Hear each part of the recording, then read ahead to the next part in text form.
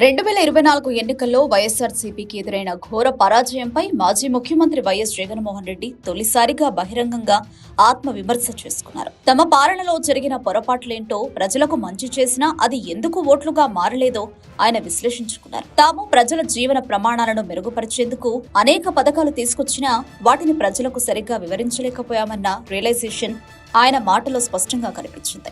తాడేపల్లిలో జరిగిన మీడియా సమావేశంలో జగన్ మాట్లాడుతూ, తమ పాలనలో అమలు చేసిన అభివృద్ధి కార్యక్రమాలు, సంక్షేమ పథకాలు ప్రజల జీవితాల్లో మార్పులు తీసుకొచ్చాయని అన్నారు. అయితే ప్రజలకు మంచి చేయడంతో పాటు తాము చేసిన మంచేంటో కూడా వారికి అర్థమయ్యేలా చెప్పుకోగలగాలి. కానీ మేము చేసింది ఎక్కువ, చెప్పుకుంది తక్కువ అని ఆయన నిజాన్ని ఒప్పుకున్నారు. అబద్ధాలు కళ్లార్పకుండా చెప్పడంలో చంద్రబాబు దిట్ట అని, కానీ తాము చేసిన మంచిని చెప్పుకోవడం కూడా తమకు చేత కాలేదని ఆయన అన్నారు.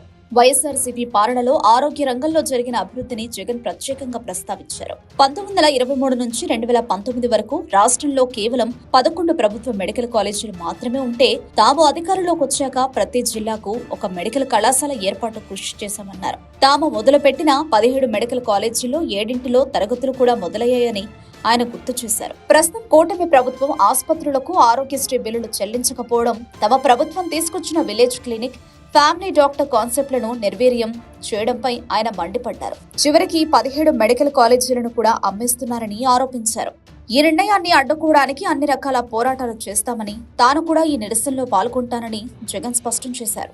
మేము చేసింది మేము చెప్పుకోవడం మాకు చేత కాదు, అది మా ప్రాబ్లం అంటూ జగన్ చేసిన వ్యాఖ్యలు ఈ ఆత్మ విమర్శకు పరాకాష్ట. పదే పదే తన లోపాలను, కమ్యూనికేషన్ లోపాలను ప్రస్తావించడం ద్వారా భవిష్యత్తులో వైఎస్ఆర్సీపీ తన వ్యూహాలను మార్చుకోవాల్సిన అవసరం ఉందని ఆయన పార్టీ శ్రేణులకు దిశానిర్దేశం చేస్తున్నట్టుగా కనిపిస్తోంది. గత ఎన్నికల్లో ప్రచారంలో తమ వాదనలను బలంగా వినిపించలేకపోయామన్న భావన ఆయనలో ఉన్నట్టు స్పష్టమవుతోంది.